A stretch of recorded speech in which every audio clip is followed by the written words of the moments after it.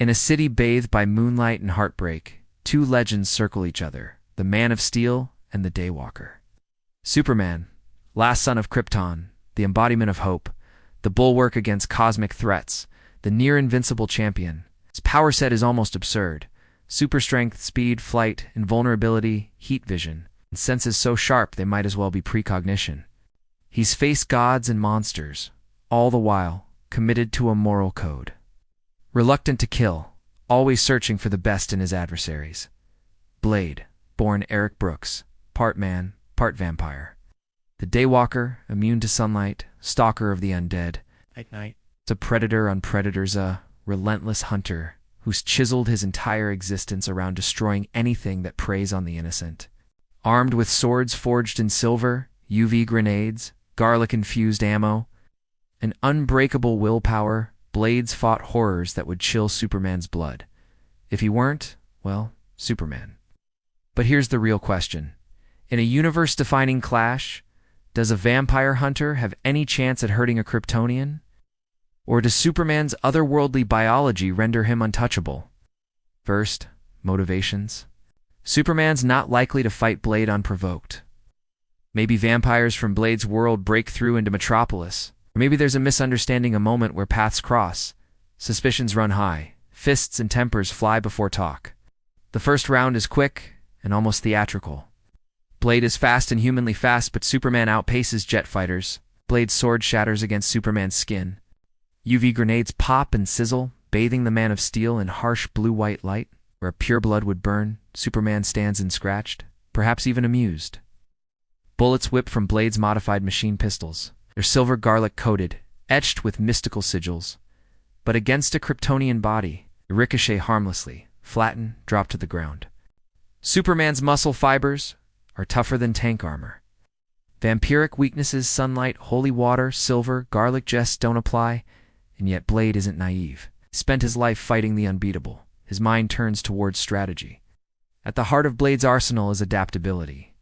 He's used magic, tech, biology, occasionally even borrowed gear from Dr. Strange or Black Panther against an alien adversary. He might consult sorcerers or scour the underbelly of the Marvel Universe for anything that hints at Kryptonian vulnerabilities.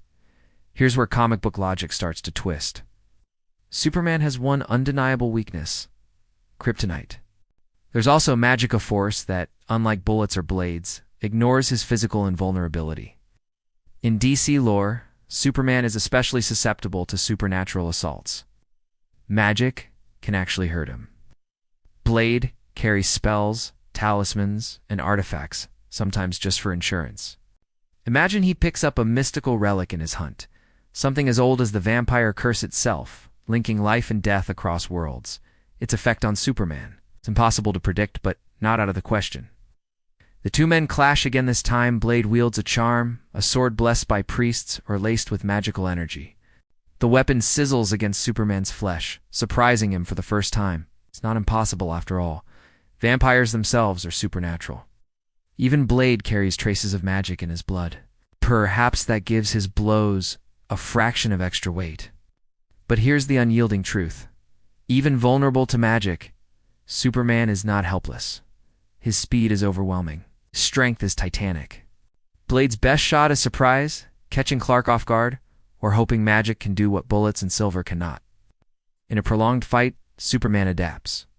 He's wrestled with wizards before, outsmarted creatures of chaos, and faced enchantments more world-shaking than a talisman or a spell-forged blade. If Blade ever landed a real hit, drawing blood with magic, it'd be a feat for the ages, a testament to Blade's ingenuity and grit. But how much damage could he do before Superman responded? Even injured, Superman can hurl mountains, set the sky ablaze with heat vision, end the fight with the gentlest flick. The only scenario where Blade truly hurts, Superman, where every comic book variable aligns, is if he secures powerful magic artifacts or kryptonite itself. Superman is handicapped. Caught unaware, unwilling to escalate. Even then, Blade's goal would probably shift from fighting to saving, realizing that Superman isn't a monster at all. In the end, the matchup is a showcase of contrasts. Blade, bound by rage and necessity. a symbol of what humans can achieve through sheer defiance. Superman, tempered by hope and restraint, a symbol of ultimate power used responsibly. If the fight is purely physical, Blade cannot hurt Superman. If magic enters the ring, or the madness of comic book crossovers, Blade has a puncher's chance, a single, shimmering moment where the impossible becomes real.